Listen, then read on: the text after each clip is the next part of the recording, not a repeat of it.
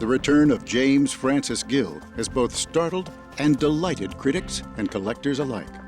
Even Gill occasionally finds himself marveling at the strange sequence of events that has delivered him to this time and place.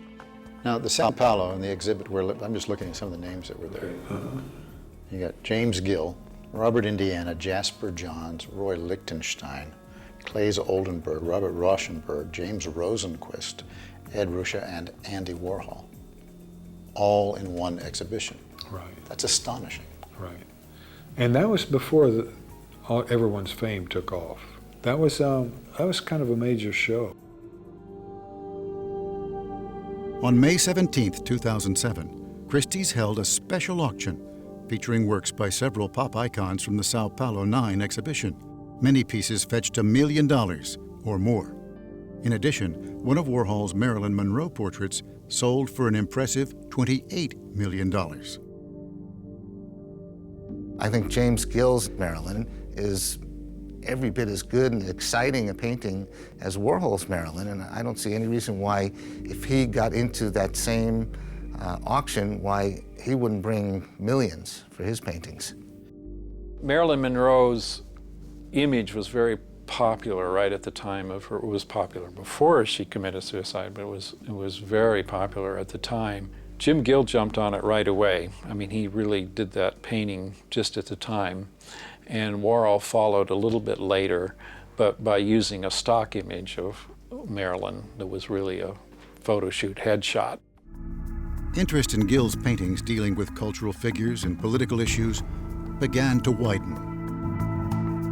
And so he was quickly sought after by other museums, curators in the country, from the Chicago Art Institute, from the Whitney Museum. Other places were starting to pay attention, and when their acquisition budgets could afford to do so, they would contact Felix Landau. We want a Jim Gill in our collection. And once you're knighted by the experts as being a key player in this world of contemporary art, the other museums follow suit. And that happened to Jim. In the fall of 1968, Gill was commissioned to paint a portrait of Russian novelist Alexander Solzhenitsyn for the cover of Time magazine. After a 15-year hiatus, James Gill had created a completely new style of art. So then when I started doing these paintings with this process, I remembered back when Andy Warhol had done the silkscreen thing, and I remember saying, wish I'd have done that, because that's really a neat process. But then I got mine and I said, eat your heart out. I've got a process that is better than any of them.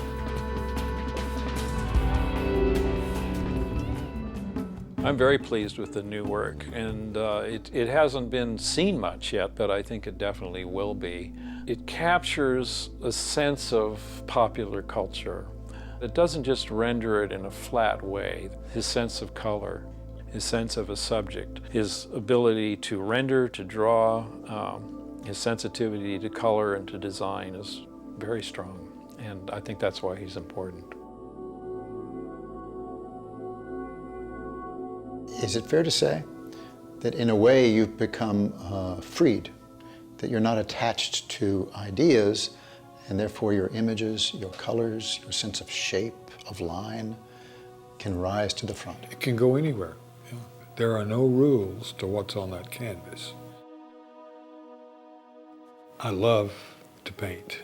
I like to wake up in the morning to get started. At night I say, well, hurry up and get this sleep over with so I can, get into a new painting. Because every painting is really kind of an experience. The man knows how to make images. He's an image maker. And all the artists that I've known in my lifetime who were the real deal are people who were just fanatical about making their art. He is. That's why I think so much of his life and his image making is in the future, not the past. With the reemergence of his new work, and he'll certainly become better known and rediscovered, which the art world also loves to do. They love to rediscover people. If James Gill had not abandoned his work in the 70s, his price points would be much higher now. They'd be more in line with Rauschenberg, Rosenquist, or David Hockney, for example. An art collector very rarely has the opportunity to buy museum-level art by a museum-quality artist, short, of course, of spending hundreds of thousands, if not millions of dollars. Now, with James Gill's reemergence, collectors will have that opportunity. Obviously, there is going to be a closing of the gap between the prices of the other recognized pop art icons, such as Warhol and Lichtenstein and James Gill. And if that's the case, then I think collectors are going to be very, very glad that they did, in fact, acquire James's work at this point. While others predict big things for James Gill, he says he's just happy to be back in San Angelo, doing what he loves. So Jim Gill has come home. Yeah, definitely. Period. Period. Yeah. Not going away again. You never know what's going to happen. I mean, with my life, I don't know where I will be 5 years from now. But for right now, I'm right here.